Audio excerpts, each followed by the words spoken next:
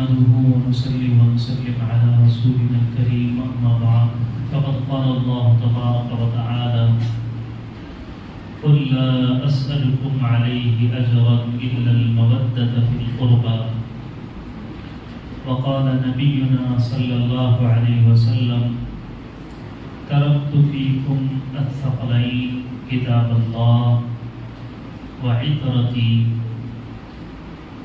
وكذا قال نبينا صلى الله عليه وسلم في حديث آخر أذكركم الله في أهل بيتي أذكركم الله في أهل بيتي أذكركم الله في أهل بيتي أو كما قال نبينا صلى الله عليه وسلم. بزرگان محترم، عزیزان گرامی،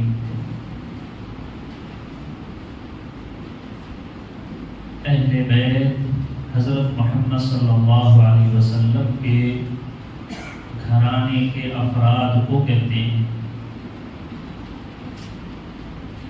اہل کے معنی والے کے ہوتے ہیں، بیت کے معنی گھر کے، گھر والے یعنی فیملی ممبر.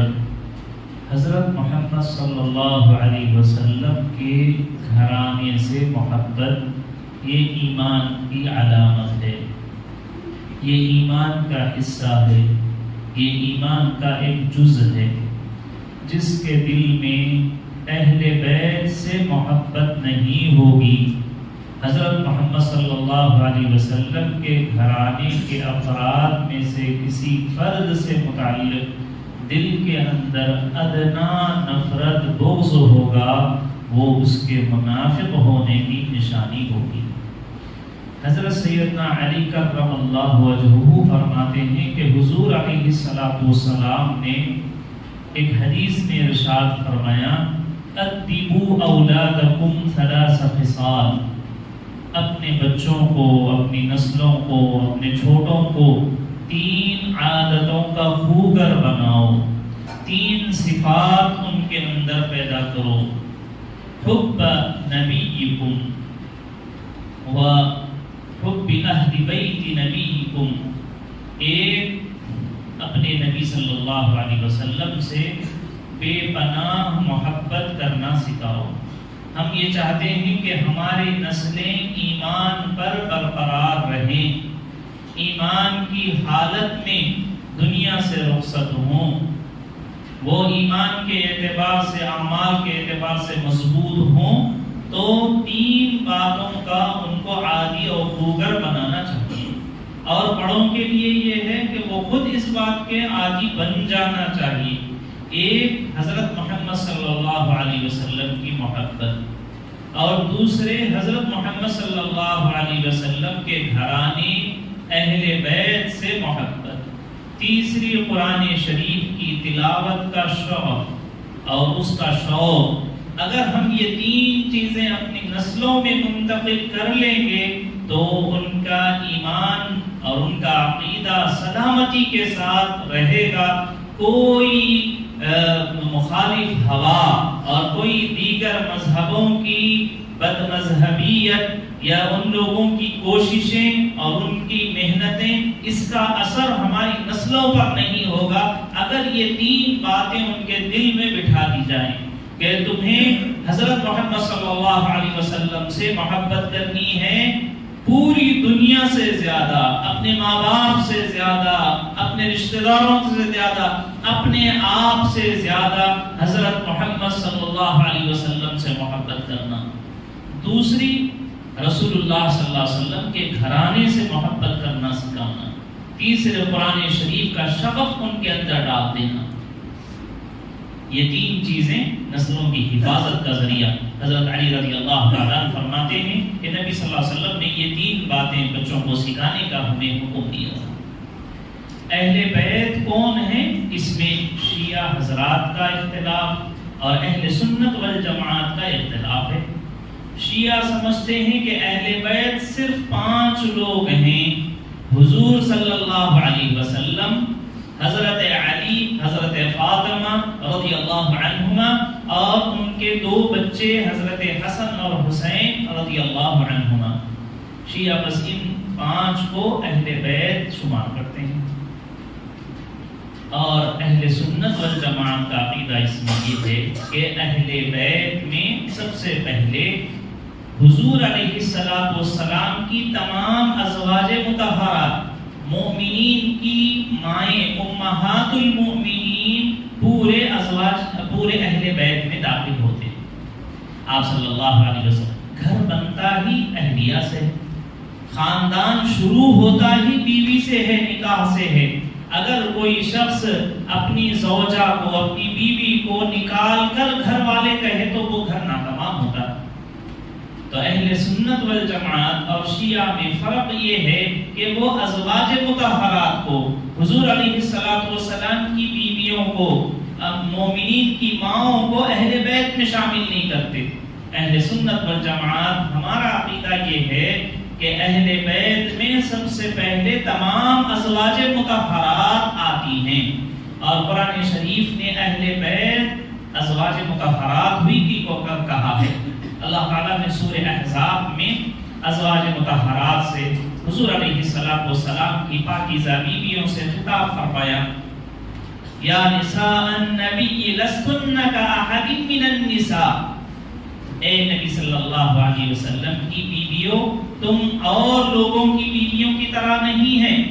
پھر کئی احکام، وقرن فی بیوتکن ولا تبرجن تبرج الجاہلیۃ الاولی واقمن الصلاۃ وآتین الزکاۃ واطیعن اللہ ورسولہ، گھر میں ہی رہنا، عام عورتوں کی طرح بازاروں میں بن سور کے نہیں پھرنا چاہیے، نماز قائم کرنا، زکوٰۃ ادا کرنا، گھر کے اندر تلاوتیں کرنا، یہ سب کیوں؟ انما یرید اللہ لیذہب عنکم الرجس اہل البیت ویطہرکم تطہیرا۔ اللہ تعالیٰ کہتے ہیں کہ یہ سب حکم اللہ اس لیے دے رہے ہیں، اللہ چاہتے ہیں انما یرید اللہ لیذہب عنکم الرجس، سب تمام گندگی آپ سے ختم ہو جائے، اور اللہ تعالیٰ تم کو وَيُطَهِّرَكُمْ تَطْهِيرًا، اللہ تم کو سب سے زیادہ پاکیزہ بنا دے۔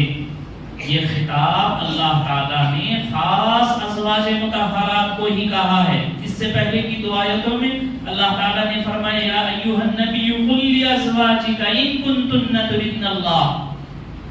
ان آیتوں کے ذریعے سے معلوم یہ ہوتا ہے کہ اللہ نے اہل بیت ازواج مطہرات کو قرار دیا ہے اس آیت مبارکہ میں۔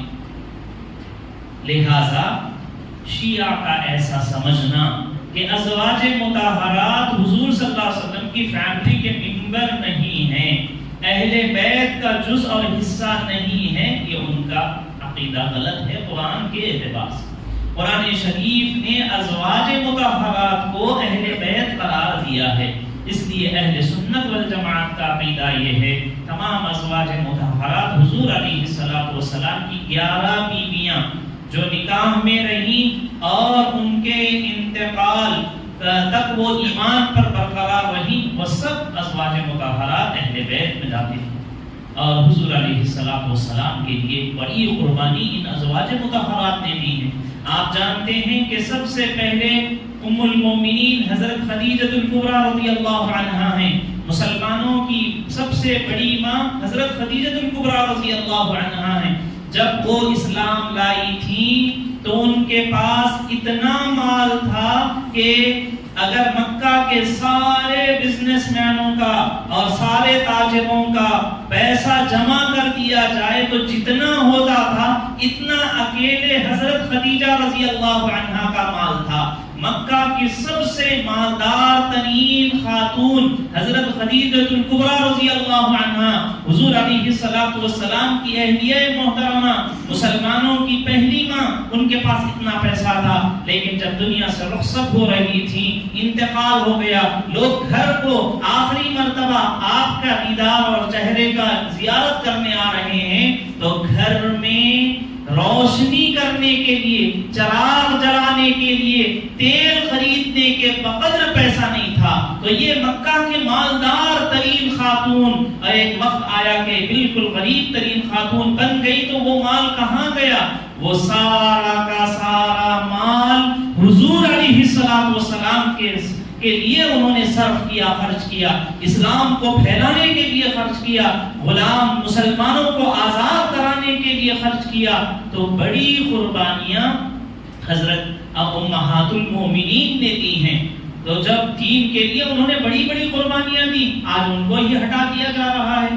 حضرت عائشہ رضی اللہ عنہا فرماتی ہیں کہ ہم لوگ بسا اوقات اتنے فاقوں میں ہوتے تھے، گھر اتنا تنگی سے گزر رہا تھا، رأینا الہلال ثم الہلال ثم الہلال، ایک چاند نہیں 2-3 چاند ایسے گزر جاتے کہ رسول اللہ صلی اللہ علیہ وسلم کے گھرانے میں کھانے کی کوئی چیز پکتی ہی نہیں، چولہا سلگانے کی ضرورت ہی نہیں پیدا ہوتی، ایسے فاقے ہوا کرتے تھے۔ تو وہ ازواج مطہرات جنہوں نے دین کے پھیلانے کے لیے بڑی بڑی قربانیاں دی، نبی صلی اللہ علیہ وسلم کے ساتھ لگے رہے، چمٹے رہے، آپ کے ساتھ جو قربانی ہو سکتی تھی وہ قربانیاں دی، اور دین کا آدھا حصہ حضور علیہ السلام کی گھریلو زندگی ازواج مطہرات کے ذریعے سے امت کو ملی ہے۔ تو ان دین کے لیے قربانی دینے والے اور دین کا علم امت تک پہنچانے والے ازواج مطہرات کو اہل بیت سے نہیں نکالے۔ اس وجہ سے اہل سنت والجماعت کا عقیدہ ہے ازواج مطہرات میں سب سے پہلے بیویاں، پھر اس کے بعد حضور علیہ السلام کی ساری بیٹیاں، سارے بیٹے اہل بیت میں ہیں۔ شیعہ حضرات کہتے ہیں کہ نہیں، سیدہ فاطمہ الزہرا رضی اللہ عنہا اہل بیت میں ہیں، بقیہ کوئی اہل بیت میں نہیں۔ ہم اہل سنت والجماعت کا عقیدہ یہ ہے کہ رسول اللہ صلی اللہ علیہ وسلم کے گھرانے سے مراد آپ کے سارے بچے اور بچیاں حضور علیہ السلام کے اہل بیت میں، ان سب سے عقیدت رکھنا ہے، ان سب سے محبت رکھنا ہے، ان سے آنے والی نسلوں کا احترام کرنا، یہ اہل سنت والجماعت کا عقیدہ ہے۔ حضور علیہ السلام نے جیسے طیبہ طاہرہ فاطمہ الزہرا رضی اللہ عنہا کے فضائل بیان کیے، سرکار نے دیگر بیٹیوں کی بھی فضیلتیں بیان کی ہیں۔ حضور نے حضرت زینب رضی اللہ عنہا کے بارے میں فرمایا، ہی افضل، یہ سب میں میری بیٹیوں میں ہی افضل بناتی، یہ میری بچیوں میں سب سے عظمت والی بیٹی ہے، اس لیے کہ اسی بدفیہ میری وجہ سے میری بیٹی زینب کو بہت تکلیف ہوئی ہے۔ حضور نے فرمایا، آپ جب مکہ سے مدینہ ہجرت کر گئے تو حضرت زینب وہیں مکے میں تھی، لوگ ان کو آنے نہیں دے رہے تھے۔ حضرت زینب رضی اللہ عنہا نے کوشش کی، حضور علیہ السلام نے کسی کے ذریعے سے مال بھیجایا اور وہ ہجرت کے لیے اونٹنی پر سوار ہو کر مکہ سے نکلی۔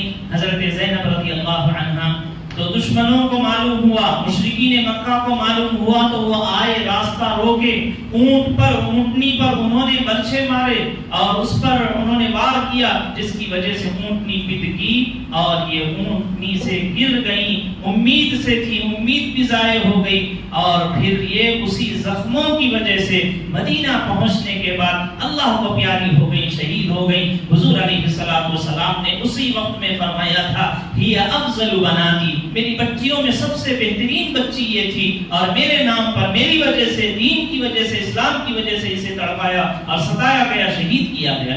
ایسی بیٹی کو جس کو نبی صلی اللہ علیہ وسلم نے افضل قرار دیا ہے، آج اہل بیت میں اس کو شامل ہی نہیں کر رہے۔ ام کلثوم، حضرت رقیہ، ان کو طلاق صرف اس لیے ہوئی تھی، عتبہ اور شیبہ نے طلاق دے دی تھی اس لیے کہ حضور علیہ السلام نے نبوت کا اعلان کیا تھا، بت پرستی کی خرابی بیان کی تھی، تو ان کو طلاق دے دیا گیا۔ حضرت عثمان غنی رضی اللہ تعالیٰ عنہ سے بعد میں حضور صلی اللہ علیہ وسلم نے نکاح فرمایا ان دونوں کا، ایک ایک بعد دیگر۔ تو یہ حضور علیہ السلام کی ساری بیٹیاں اہل بیت میں سے، یہ ہے اہل سنت والجماعت کا عقیدہ۔ شیعوں سے متاثر مت ہو جائیے، شیعوں کے جیسے متاثر ہونے والوں سے بھی متاثر مت ہو جائیے، یہ صرف پنجے تن لگا کر آپ کو دھوکہ دے رہے ہیں۔ آپ اہل سنت والجماعت ہیں، عقیدہ اہل سنت پر مضبوطی سے گڑے رہیے، جمے رہیے۔ آپ پوچھئے وہ پنجے تن کی عظمت بیان کرنے والوں کو، کیا سرکار کی صرف ایک ہی بیٹی تھی؟ کہاں چلے گئی زینب؟ کہاں چلے گئی رقیہ؟ کہاں چلے گئی ام کلثوم؟ کہاں چلے گئے حضرت ابراہیم، عبداللہ، طیب، طاہر، یہ بیٹے رسول اللہ صلی اللہ علیہ وسلم کے؟ کیوں ان کو کٹ کر دیا جا رہا ہے؟ کیوں ان کو شمار نہیں کیا جا رہا ہے. دامادوں میں صرف ایک داماد حضور علیہ الصلوۃ والسلام کے سیدنا علی مرتضیٰ. یقیناً حضرت سیدنا علی مرتضیٰ رضی اللہ تعالیٰ عنہ سے محبت کرنے والے کا ہی ایمان کامل ہے. ذرا حضرت علی رضی اللہ تعالیٰ عنہ کے سلسلے میں کسی طرح کا دل کے اندر بے احترامی اور گستاخی رکھنے والا کوئی ہے تو وہ اس کا ایمان باقی نہیں ہے. لیکن اس کا یہ مطلب نہیں ہے کہ صرف علی رضی اللہ تعالیٰ عنہ ہی اہل بیت میں ہیں. اہل بیت میں آپ کے سارے داماد ہیں. حضرت عثمان غنی رضی اللہ تعالیٰ عنہ اہل بیت میں ہیں. حضور صلی اللہ علیہ وسلم نے ام کلثوم سے پہلے نکاح فرمایا. ان کو بھی بخار ہو گیا, بیمار ہو گئی. جنگ بدر کا موقع تھا, ادھر جنگ کا موقع ہے, ادھر بیٹی گھر میں بیمار ہے ام کلثوم, طلاق ہوئی ہے اور ماں نہیں ہے. ایسے وقت میں بچیوں کے اوپر کیسے حالات آتے ہیں. حضور صلی اللہ علیہ وسلم نے حضرت عثمان غنی کو ان کے پاس چھوڑ دیا اور آپ غزوہ بدر کے لیے چلے گئے. ایسے حالات اس گھرانے پر آئے ہیں. تو یہ نبی صلی اللہ علیہ وسلم کے گھرانے کے ساتھ ظلم ہے کہ ملت کو, امت کو صرف یہ بتا دیا جائے کہ یہ پانچوں ہی اہل بیت ہیں, بقیہ کوئی اہل بیت نہیں ہے. یہ بتانے والے غلط ہیں. ہم اہل سنت والجماعت حضرت سیدنا عثمان غنی رضی اللہ تعالیٰ عنہ کو بھی اہل بیت میں شامل کرتے ہیں. حضور نے جب دوسری بیٹی حضرت رقیہ کا نکاح کروایا اور ان کی بھی وفات ہو گئی تو سرکار نے فرمایا عثمان سے مجھے ایسی محبت ہے کہ اگر میری 40 بیٹیاں بھی ہوتی تو ان کو ایک ایک بعد دیگر ایک ایک کر کے عثمان غنی رضی اللہ تعالیٰ عنہ کے نکاح میں دیتا. اتنی عظمت حضرت عثمان غنی رضی اللہ تعالیٰ عنہ سے حضور علیہ الصلوۃ والسلام کو تعلق اور محبت تھا. اس وجہ سے ہم اہل سنت والجماعت یہ کہتے ہیں کہ تمام داماد حضور علیہ الصلوۃ والسلام کے اہل بیت میں شامل ہیں. میرے بھائی بزرگوں, یہ شیعہ حضرات ہیں جو ان سب کو کاٹ کے ازواج مطہرات کو بھی نکال دیے, بیٹیوں کو بھی نکال دیے, دامادوں کو بھی نکال دیے, نواسوں کو بھی نکال دیے. صرف 2 نواسے کیا رسول اللہ صلی اللہ علیہ وسلم کے اور نواسے نواسیاں نہیں ہیں, حضرت زینب کی بیٹیاں نہیں ہیں, یقیناً ہیں. ان سب کو ختم کر کے صرف دونوں کا نام شامل کرتے ہیں. یہ اس سے گویا کہ آپ صلی اللہ علیہ وسلم کے ہی خاندان والوں کو کم کر دینا ہے. تو پہلی بات آج کے اس جمعہ میں محرم الحرام کی نسبت سے میں نے یہ کہی ہے کہ اہل بیت سے محبت ایمان کی علامت ہے.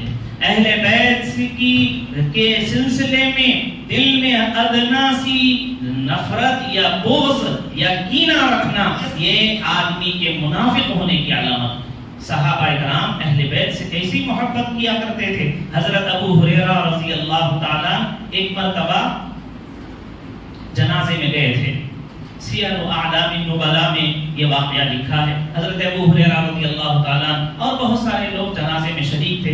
حضرت حسین رضی اللہ تعالیٰ بھی جنازے میں شریک تھے. ان کے اپنے کسی قریبی کا انتقال ہوا تو قبر کھودنے میں بھی حضرت حسین رضی اللہ تعالیٰ آگے تھے. تو قبر کھود رہے ہیں اور اس کی وجہ سے مٹی اٹھ کر آپ کے کپڑوں پر لگ گئی, آپ کے چہروں پر لگ گئی, ہاتھ پیر پر لگ گئی. جب تدفین پوری ہو گئی تو امام ابو ہریرہ رضی اللہ تعالیٰ امام المحدثین ہیں, صحابہ میں سب سے زیادہ حدیثیں بیان کرنے والے, حضور صلی اللہ علیہ وسلم سے چپکے رہنے والے, صفہ پر ہی اپنی زندگی لگا دینے والے حضرت ابو ہریرہ رضی اللہ تعالیٰ نے جب دیکھا کہ حسین رضی اللہ تعالیٰ کے پیروں پر مٹی لگی ہوئی ہے تو دوڑ کر اپنے کپڑے لے کر ان کے پیر صاف کرنے لگے اور کہا کہ حضور علیہ الصلوۃ والسلام نے اہل بیت کے ساتھ ایسی عظمت کے ساتھ پیش آنے کا ہمیں حکم دیا ہے. ابن عباس رضی اللہ تعالیٰ ایک مرتبہ مجلس میں زید بن ثابت رضی اللہ تعالیٰ وقت کے بہت بڑے عالم ہیں, وہ تشریف لائے تو ابن عباس عبداللہ بن عباس جو اہل بیت میں ہیں وہ دوڑ کر گھوڑے کی رکاب پکڑنے کے لیے چلے گئے. جیسے کسی بڑے آدمی کا ڈور کھول دیا جاتا ہے ان کے ادب احترام میں, تو پہلے زمانے میں کوئی آئے تو ان کے لگام پکڑ کر ان کو اتارا جاتا تھا, ان کی عظمت اور ان کا احترام اور ان سے محبت کی بنیاد پر. تو حضرت عبداللہ بن عباس رضی اللہ تعالیٰ عنہ، حضرت عباس رضی اللہ تعالیٰ عنہ کے بیٹے ہیں، اہل بیت میں شامل ہیں، وہ زید بن ثابت رضی اللہ تعالیٰ عنہ کا استقبال کر رہے ہیں، ان کے لگام اور رکاب پکڑ کر ان کو اتار رہے ہیں۔ تو انہوں نے کہا کہ یہ کیا کر رہے ہیں آپ اہل بیت میں سے ہیں؟ تو انہوں نے کہا ہاکذا امرنا ان نفعل بعلمائنا۔ حضرت عبداللہ بن عباس رضی اللہ تعالیٰ نے کہا کہ ہمیں حضور صلی اللہ علیہ وسلم نے یہی تعلیم دی ہے کہ ہم علم والوں کا، علماء کا ایسا احترام کریں۔ تو فوراً حضرت زید بن ثابت ان کے ہاتھوں کو چوم کر کہنے لگے کہ حضور علیہ السلام نے ہمیں بھی یہ حکم دیا ہے کہ اہل بیت کے ساتھ ایسی محبت اور احترام کا معاملہ کریں اور ان کے ہاتھوں کو چوم دیں۔ تو میرے بھائیوں، نبی علیہ السلام کی تعلیمات میں سے ایک اہم تعلیم یہ ہے کہ ہم خود بھی اور اپنی نسلوں اور اپنے بچوں کو اہل بیت سے محبت اور تعلق اور ان کا احترام سکھائیں۔ ایک حدیث میں نبی صلی اللہ علیہ وسلم نے فرمایا ترکت فیکم ثقلین، دو مضبوط چیزیں، میں دنیا سے رخصت ہو رہا ہوں، چلا جا رہا ہوں، لیکن دین پر جمے رہنے، صراط مستقیم پر باقی رہنے، جنت تک پہنچنے کا راستہ یہ ہے کہ دو مضبوط چیزیں چھوڑ کر جا رہا ہوں، ایک کتاب اللہ قرآن شریف چھوڑ کر جا رہا ہوں، اور دوسری اہل بیت کو، میرے گھرانے کو چھوڑ کر جا رہا ہوں۔ دینی امور میں ان کے پیچھے اور ان کی اطاعت کرنا، ان کی عظمت احترام کے ساتھ ساتھ ان کی دینی امور میں اطاعت کرنا تم کو نجات دلانے والی ہے۔ اور حضور صلی اللہ علیہ وسلم نے ڈرایا اذکرکم اللہ فی اہل بیتی، اہل بیت کے سلسلے میں تمہیں اللہ سے ڈرا رہا ہوں، یاد دلا رہا ہوں، کہیں کسی طرح کی بے حرمتی ان کے سلسلے میں نہیں کرنا چاہیے۔ تو ایک صحیح عقیدے والے کو اور مسلک اہل سنت والجماعت پر رہنے والے ہر فرد کو یہ چاہیے کہ وہ اہل بیت سے سچی پکی محبت رکھے۔ اللہ تعالیٰ مجھے بھی توفیق نصیب فرمائے، آپ سب کو توفیق نصیب فرمائے۔ وآخر دعوانا الحمدللہ۔